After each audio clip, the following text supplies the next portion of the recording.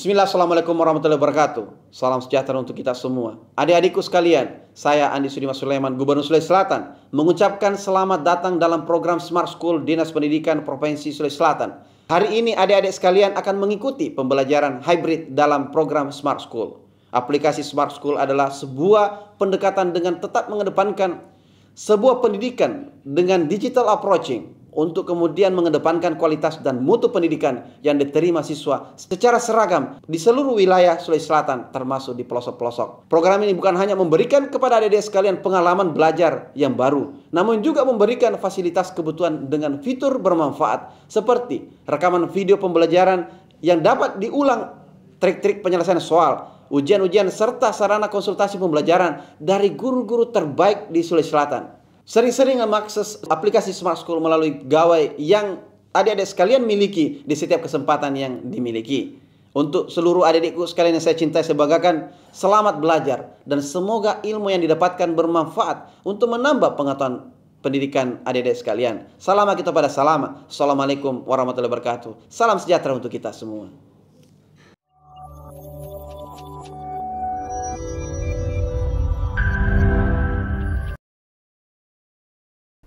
Bismillah, Assalamualaikum warahmatullahi wabarakatuh. Selamat pagi, salam sejahtera untuk kita semua. Tentu ketemu hari ini dengan salah satu guru baru, guru temporary. Hari ini saya akan tentu bertatap muka secara virtual dengan adik-adik sekalian, anak-anak saya sekalian cintai. Mudah-mudahan sehat-sehat ya. Tentu selamat, salam sejahtera untuk kita semua. Pertama-tama alhamdulillah, puji syukur kehadirat Allah Subhanahu wa taala, salawat dan salam atas junjungan Nabiullah Muhammad sallallahu alaihi wasallam. Alhamdulillah, hari ini tadinya saya cuma mau menyapa saja, tetapi ternyata di studio ini disiapkan langsung soal di belakang saya. Mungkin kelihatan ya. Dulu saya juga termasuk salah satu siswa yang sangat gemar dengan mata pelajaran, kebetulan di belakang ini matematika, dan termasuk juga pelajaran kimia. Kalau bahasa Inggris kadang juga memang butuh tenaga yang ekstra karena agak susah bagi kita semua, terutama kita orang-orang Bugis Makassar, Toraja, Luwu ya. Bahasa kita kan sudah punya bahasa daerah, harus berbahasa Inggris, kemudian tetapi itu bukan menjadi masalah. Kenapa? Karena itu artinya adalah tools bagi kita semua, tapi penting untuk kita tahu. Baik, saya senang sekali, alhamdulillah, ini saya sekarang berada di studio berapa ini? Studio 2. Ini kita sudah punya Smart School. Harapan saya nanti Smart School ini bisa langsung kemudian memberikan informasi kepada adik-adik tanpa harus melakukan undangan kepada guru-guru daerah semua dulu, datang ke Makassar, memberikan penataran, dan kemudian baru nyampaikan ke adik-adik sekalian. Tapi dengan alat ini sudah bisa langsung menyampaikan. Yang kedua, dengan alat ini bisa ketemu dengan salah satu dengan guru-guru terbaik di Sulawesi Selatan. Saya dulu sekolah di kampung di Bone, dan juga SMA-nya adalah SMA Kota Bone. Tetapi hal yang selalu membuat saya berpikir bahwa saya selalu melihat guru-guru di sekolah lain kok banyak yang juga hebat-hebat. Bukan berarti guru saya tidak hebat, tidak. Tetapi termasuk mereka itu kok pembelajarannya, grade-nya lebih tinggi, mungkin karena berada di kota. Saat ini saya buat ini karena tidak lain berpikir itu, bahwa saya mau adik-adik saya sekalian di daerah pun memiliki kualitas yang sama. Dan kemudian guru-gurunya bukan berarti tidak pintar di daerah, belum tentu seperti itu, tidak bisa dibilang seperti itu. Tetapi karena tentu di kota-kota banyak hal-hal yang bisa kemudian didapatkan lebih cepat karena akses. Banyak juga informasi-informasi dari Jakarta lebih cepatnya ke Makassar dulu, kemudian informasi-informasi yang belum tersampaikan di daerah, sehingga ada jeda delay lag-nya, waktunya. Nah, untuk itu inilah fasilitas yang kita siapkan. Dan kemudian guru-guru daerah tentu setelah melihat satu kali sangat cepat untuk kemudian bagaimana menduplikasi ataupun berimprovisasi lebih baik lagi. Itu yang harapan saya. Ini ada soal satu. Saya akan coba karena terlanjur dikasih lihat nomor ini. Tadi saya pas tiba dapat nomor ini, ya udah. Saya mulai. Ini soalnya, jadi kebanyakan anak-anak kita sekarang ini karena kurang membaca, kurang agak semangatnya untuk membaca oke, tetapi daya tahannya kurang. Makanya baca-baca judul WA itu cepat dia membaca, tapi begitu panjang-panjang WA-nya, tidak mau baca. Kenapa? Kepanjangan. Nah, ini harus ada juga daya tahan membaca. Yang kedua, bahasa Indonesianya kadang-kadang tidak sesuai dengan standar kaidah. Nah, makanya kadang-kadang lain soalnya dimaksud, nah, kemudian lain cara jawabnya. Maka dari itu penting sekali. Sampai dulu guru saya dulu matematika bilang begini, bahwa ini anak-anak saya sekalian ini sebenarnya bukan tidak pintar, tetapi kadang-kadang bahasa Indonesianya itu tidak sampai dengan bahasa soal terhadap dia. Sehingga untuk mengartikulasi ataupun mengimplementasikan apa yang dimaksud soal terhadap apa yang mau dikerjakan itu tidak ketemu. Berarti harus juga ditingkatkan bahasa Indonesia sesuai dengan ejaan atau kaidah. Yang kedua paling penting dari kita semua, kebanyakan anak-anak kita semua sejak dulu dan sekarang, bukan cuma dulu sekarang aja, bahwa mereka itu menjawab maunya cek dapat, cek dapat gitu kan. Satu kali langkah, dua kali langkah sudah langsung ketemu hasilnya. Tidak bisa seperti itu. Harus kita pelan-pelan bertahap. Seperti ini contoh saya kasih lihat. Contoh ini pada pukul 10 bayangan. Ini harus ada pukul 10-nya, kemudian bayangan. Kira-kira bayangan kita itu jam 10 dia. Jam 10 anggaplah saya gambar mataharinya sini.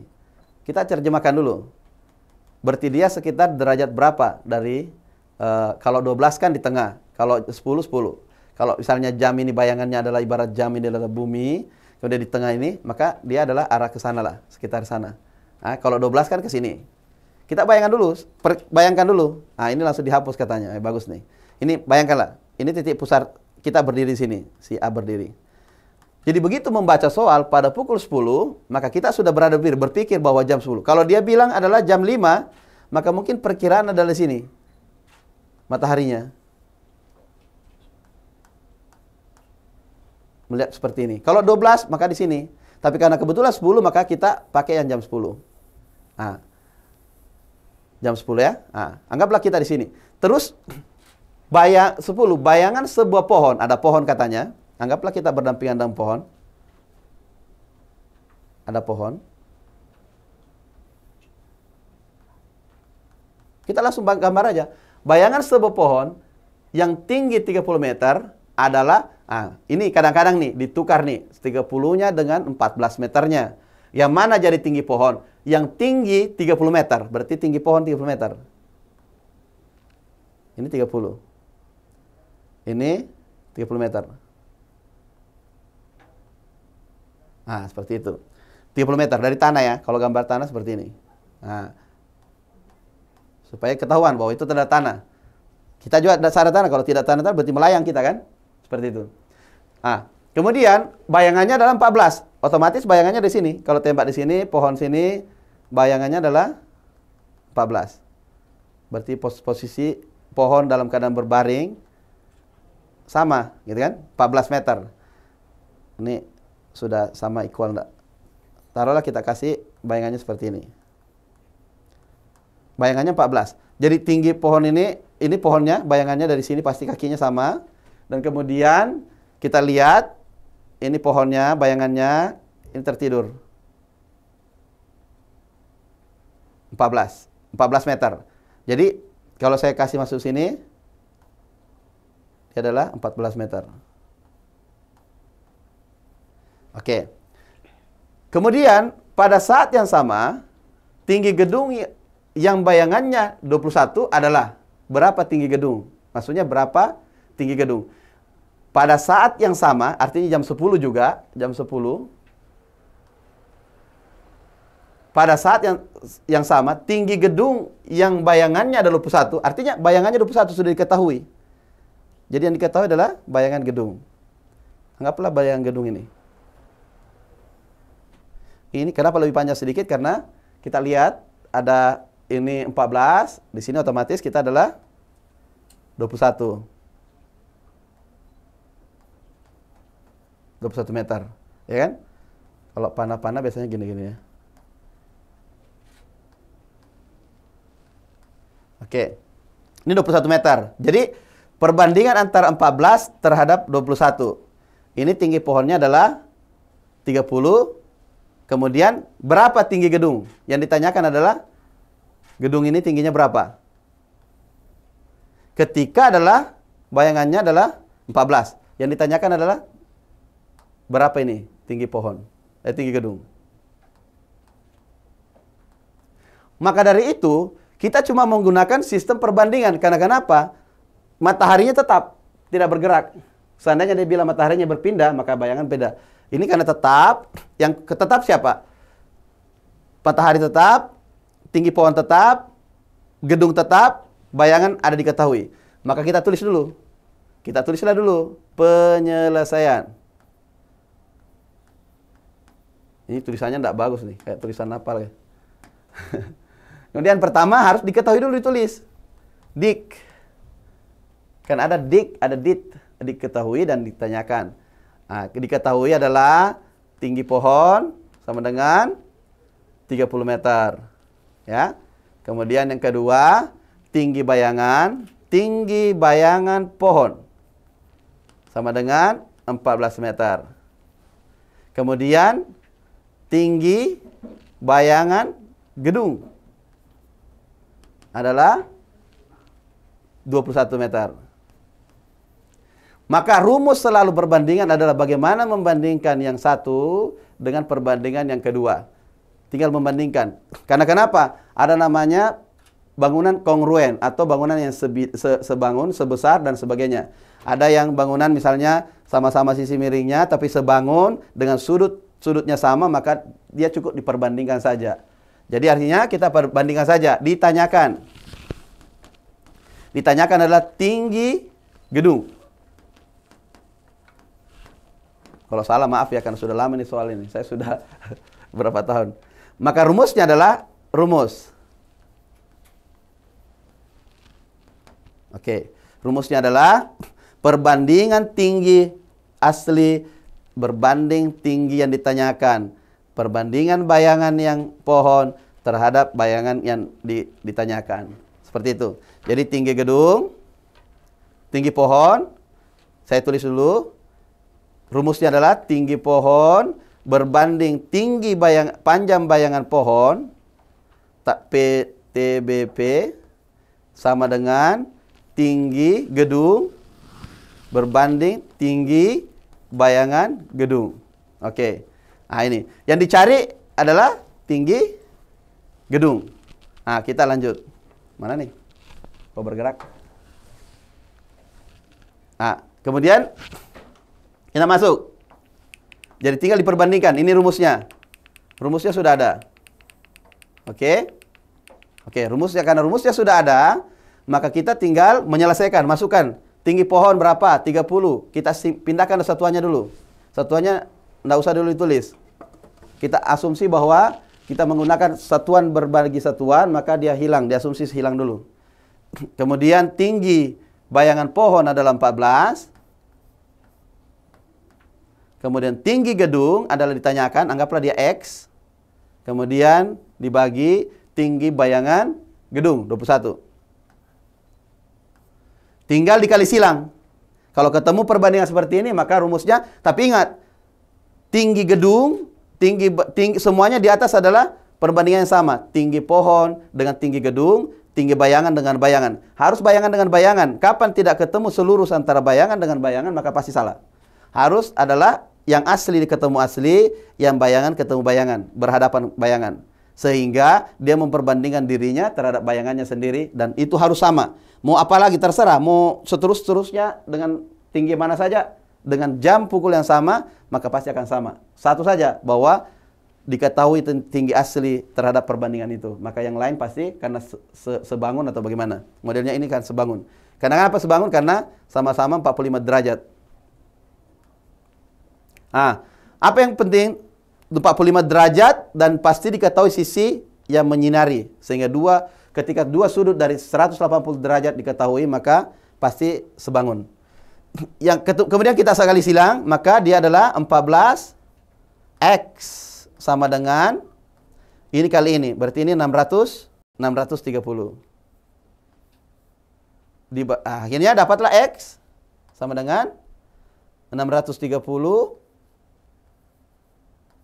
dibagi 14.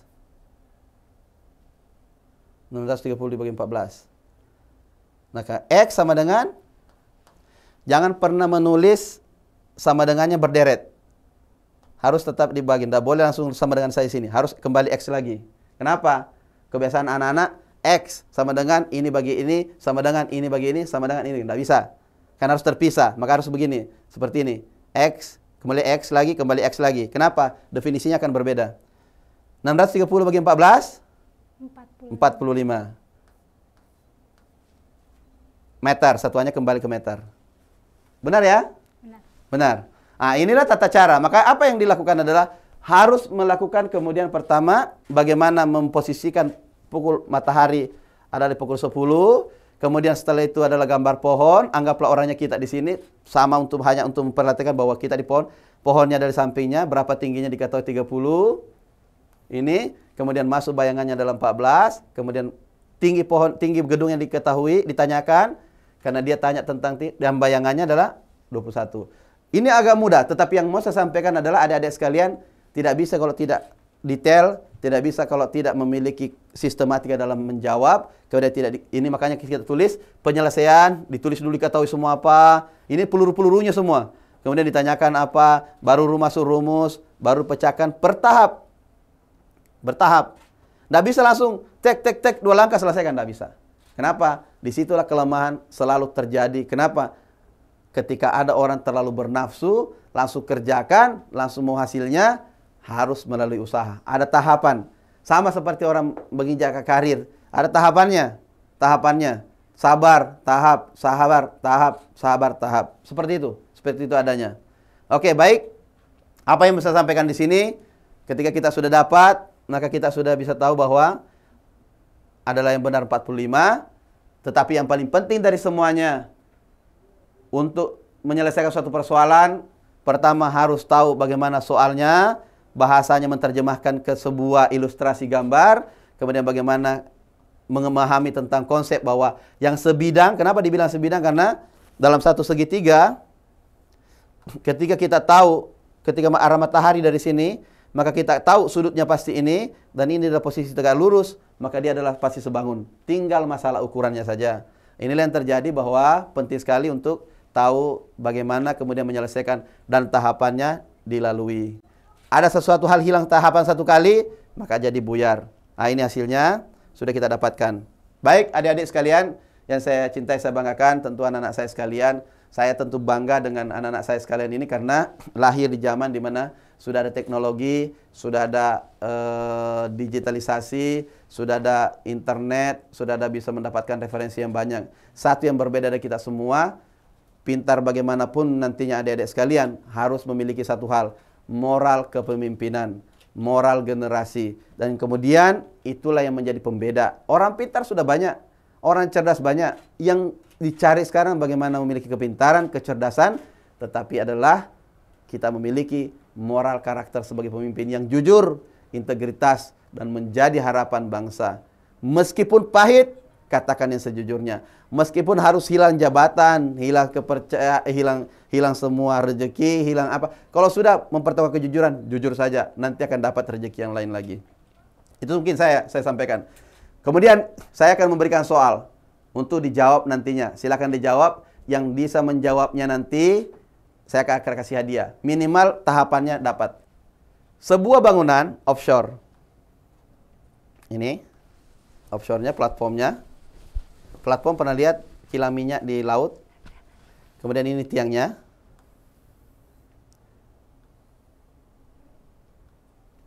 Ini adalah pantainya, sungainya, lautnya. Kalau laut biasanya ada tandanya gini, ya kan? Nah, ini tiang pilenya, tiang pipa. Kemudian dia ada, kalau pernah lihat di platform di laut itu seperti ini. Nah, ini dasar laut, bikini bottom, mungkin di sini ada si SpongeBob atau siapa. Kemudian ini adalah tampak samping. Kalau saya lihat dari samping, kalau dari atas Kalau dari atas akan seperti ini.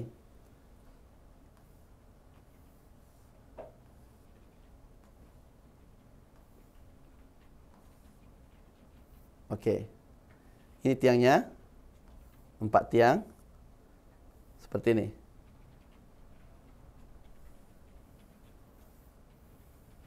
Oke. Sekarang lihat, ada pipa kecil, pipa, terus nanti turun begini, turun ke seabed. Ini bisa kasih warna lain enggak? Bisa, Pak. Gimana? Saya mulai ya, supaya ketahuan mana. Nih begini. Ini pipanya, kan? Ini adalah pipanya. Oh.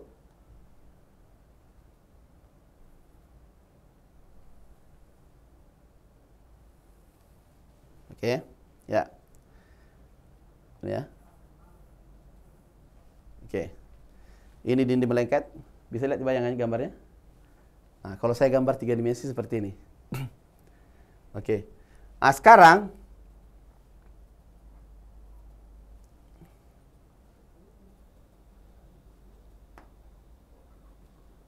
oke. Berapa sudutnya ini? Berarti saya minta sudut ini. Ketika diketahui misalnya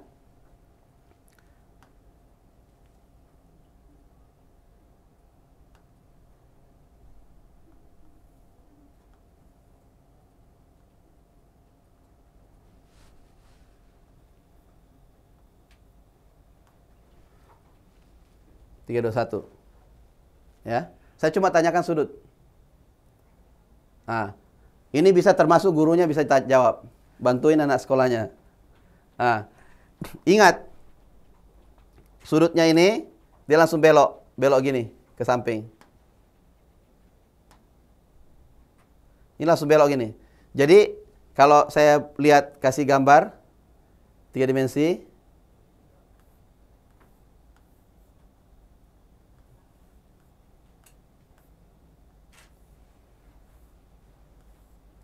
maka dia adalah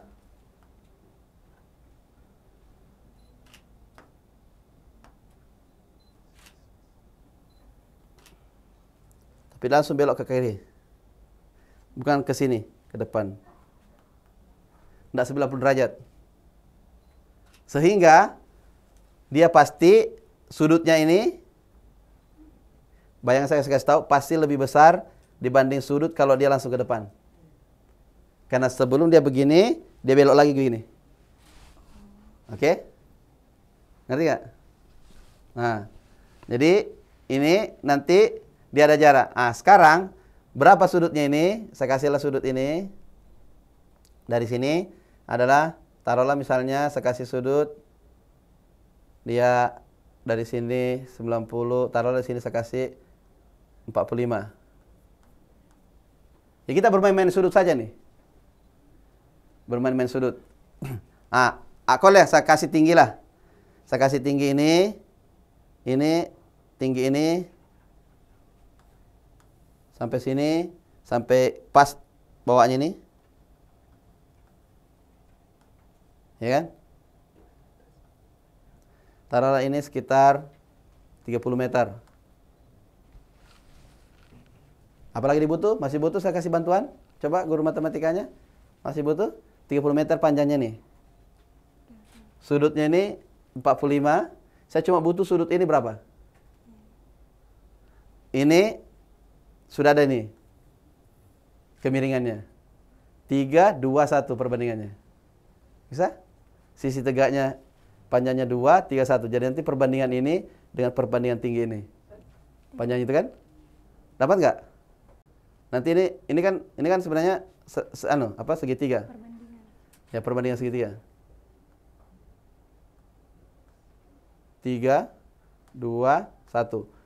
Miringnya ini sama dengan miringnya ini, asumsinya. Ngerti kan? Ngerti nggak? Gambar ini adalah karakter sudut platformnya. tiang ini.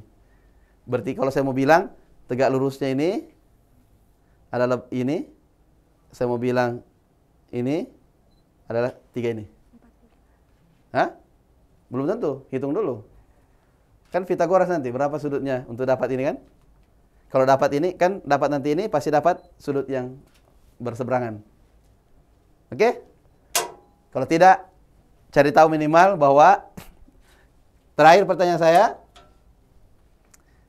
mana lebih besar kalau pipanya sudutnya ini ke depan. Jadi kalau nanti pasti akan dapat begini. Ini pasti dapat. Yang saya tanyakan adalah ini. Kalau dia langsung ke depan belok ke sini pipanya atau belok ke samping 45 derajat. Pasti beda besarnya antara kalau langsung belok sana, karena dia harus turun baru langsung belok ke sini.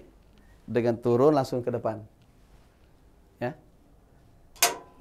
Jadi apa yang adik-adik kerjakan di tadi yang pohon ini, itulah yang dikerjakan orang di migas. Minyak dan gas. Menggambar berapa sudut ini dibutuhkan untuk belokkan, pindahkan ini. Dengan hanya mengetahui tiangnya ini tanpa harus turun ke laut. Ngecek bahwa pas atau tidak.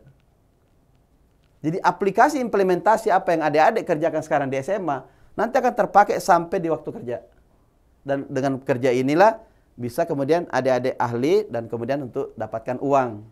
Untuk kemudian dibayar tenaganya. Karena kenapa? Bisa menghitung pipa ini. Karena kenapa? Pertanyaan sekarang, ketika saya turunkan pipa, saya tahu tingginya 30, saya tidak akan dapat panjangnya ini.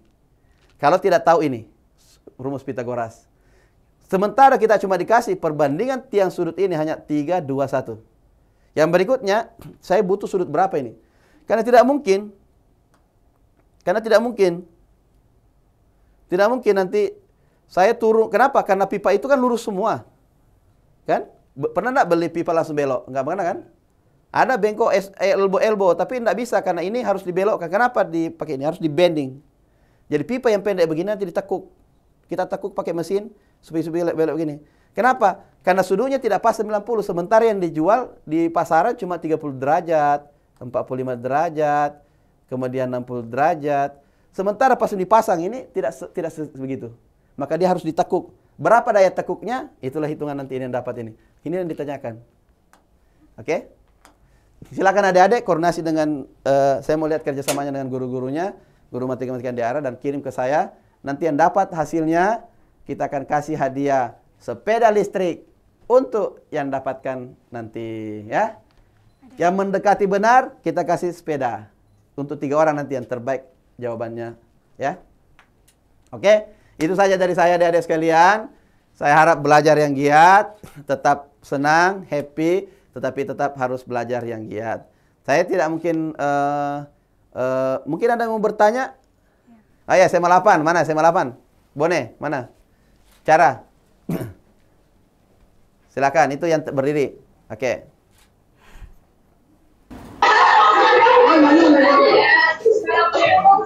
Assalamualaikum warahmatullahi wabarakatuh. Apa motivasi Bapak untuk kami siswa yang kelas 12, khususnya di SMA Negeri Lampambone yang semesta hati akan lulus? Terima kasih Pak. Yang sebentar lagi. Lulus.